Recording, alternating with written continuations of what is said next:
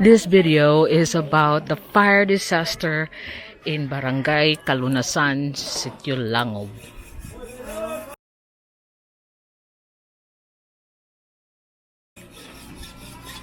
I'm here right now in Sitio Langob, Barangay Kalunasan, and I'm facing here the victims of fire.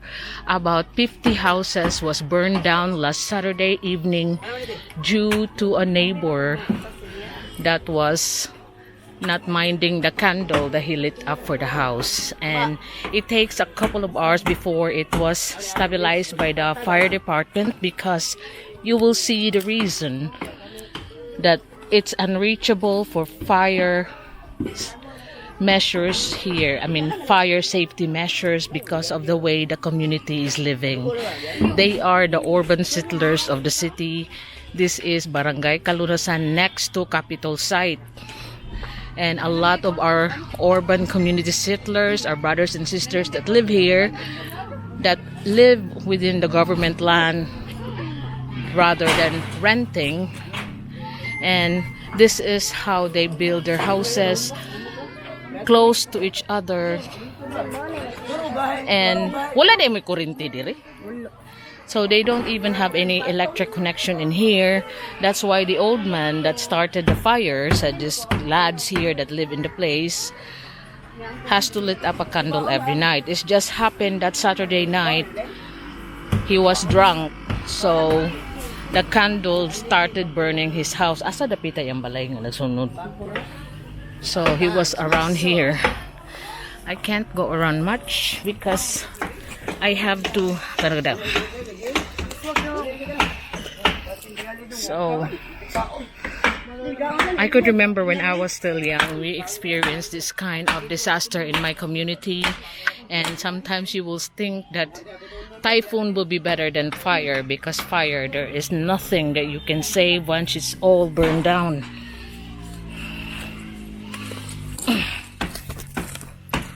There's another house here burned down to the ground. So around 251 families was displaced. 50 houses was burned here in Sitio Langob, Barangay Kalunasan. And you can see that the people are trying to find what they can salvage out of the fire remnants and start rebuilding their house. This is the real Filipino trait, that we are very resilient when it comes to this disaster. They will rise up again. In fact, instead of just living in the public schools where they are housed temporarily as usual, if there's fire, the government will house the victims in elementary school. These people here are salvaging what they can to continue on their life here in their own community.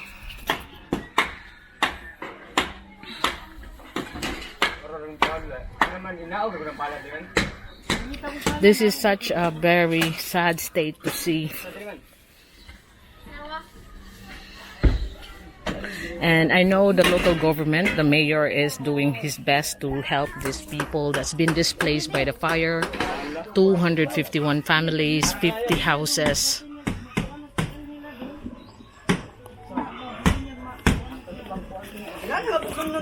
Here.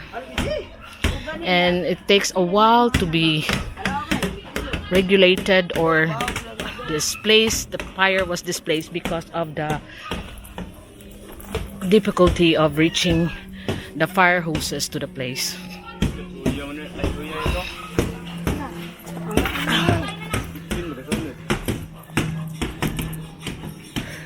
So I could see some families did not even went to those public schools. They continue living here and do what they can out of the remnants. There's a family in that little shed there that still live in the same place, and so is this family here.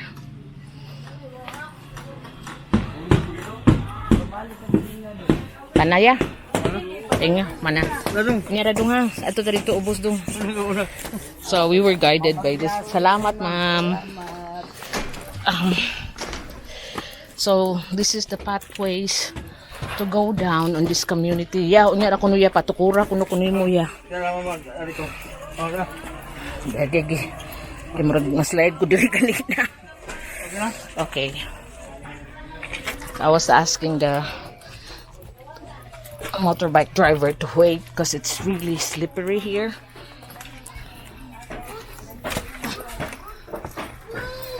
Now you can see how hard it is to come here. Much more for the fire hose.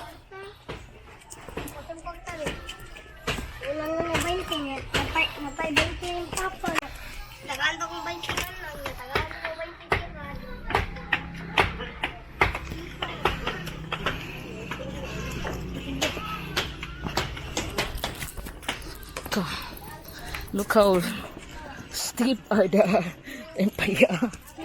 Slide kay lisod biya ang magdulhog kay slide na gyud. And all the pathways is very tiny.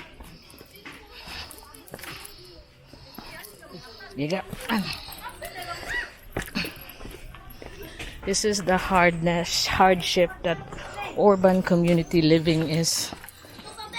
But thousands, even millions of Filipinos live like this. Asa mi atgi dudong? Thank you. Sige, salamat.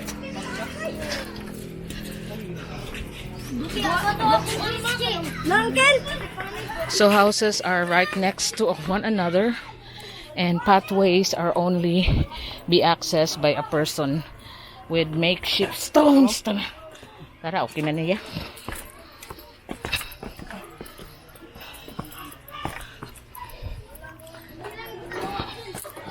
Tapaya. Kini kay work slide na gid niya. Gago.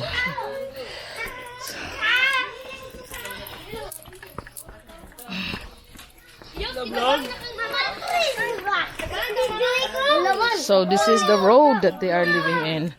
So you can see why the fire truck cannot access this. Nakasodring bumbero, ma'am? Diri? So even the fire truck can get in here. Only the hoses was extended to help the fire victims to put out the fire.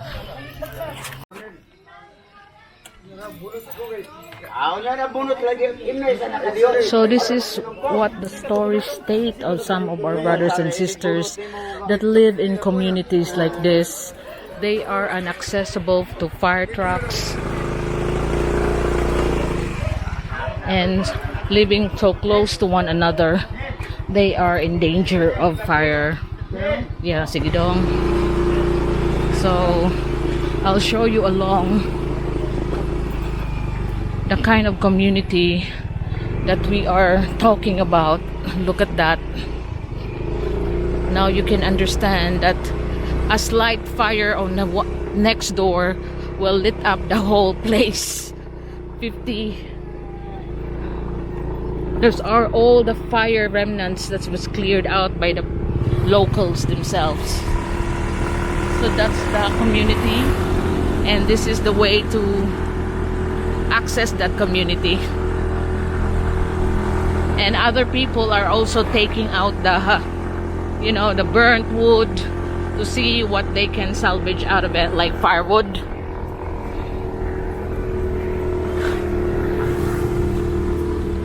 I was trying to access this one a while ago with my vehicle, but I can't, so I have to hire a motorbike because it's just so obscure.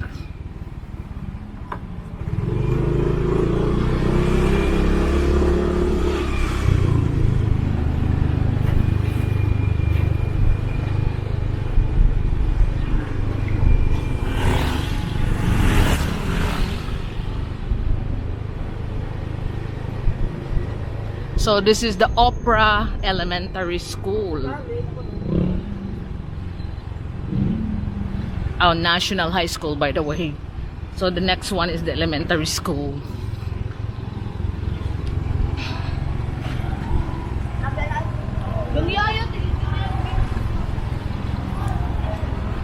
So this is one of our closely knit, densely populated barangay is Opera.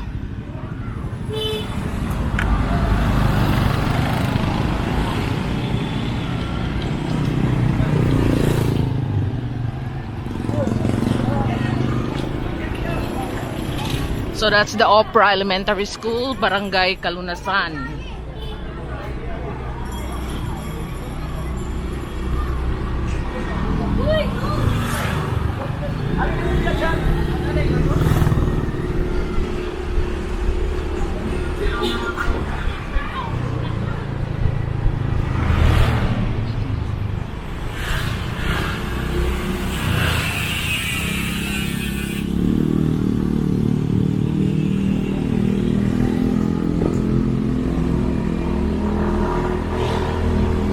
It's the hilly part behind Provincial Capitol building. So you can see slope roads.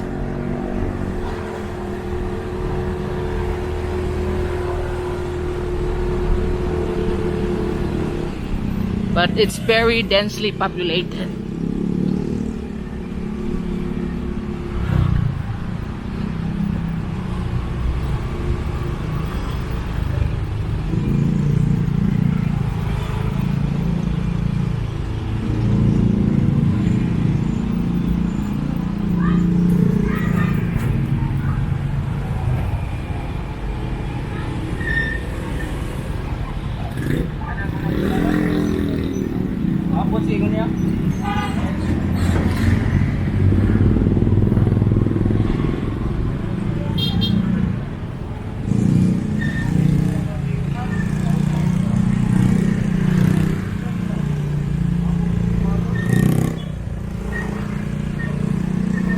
Roads are horrible, you know.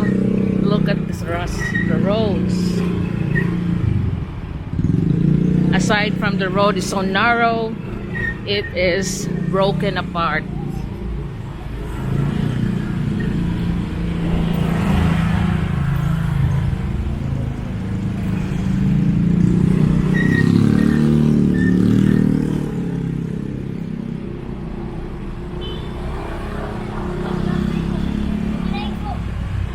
So we are now in Upper Ponce, capital side.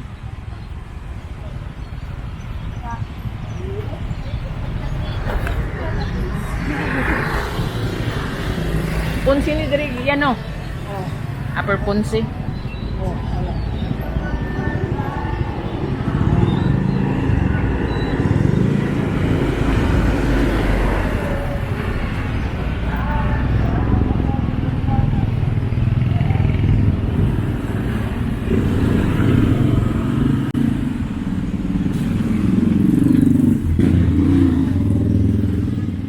So houses are just built so close to one another. One wall is another one's wall.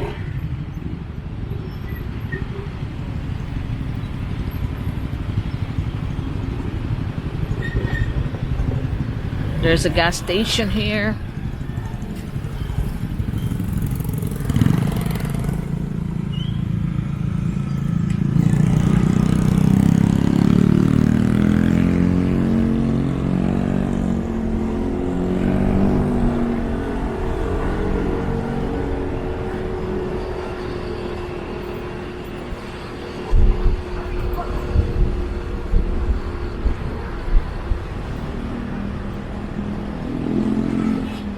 So this area is not so bad. There's some nice buildings and nice houses.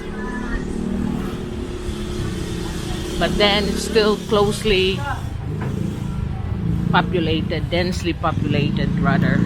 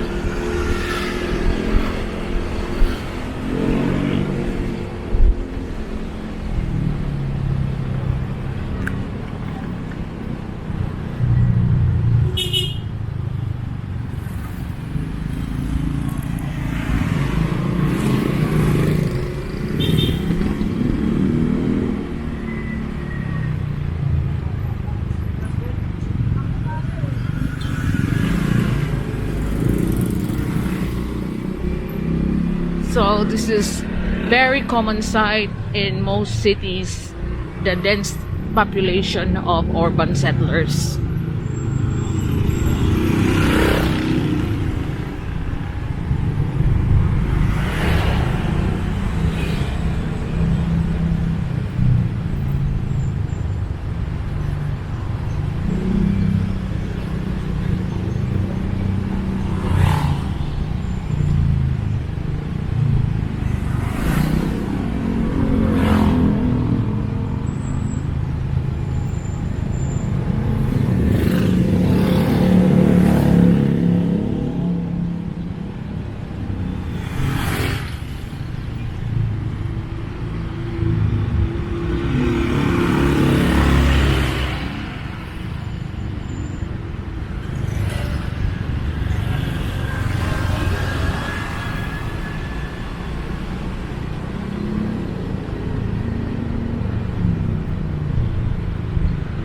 Now we are on the main road of Villalon Road next to the provincial capital. But this is the community that where the big fire that gutted 50 houses last Saturday in Barangay Kalunasan.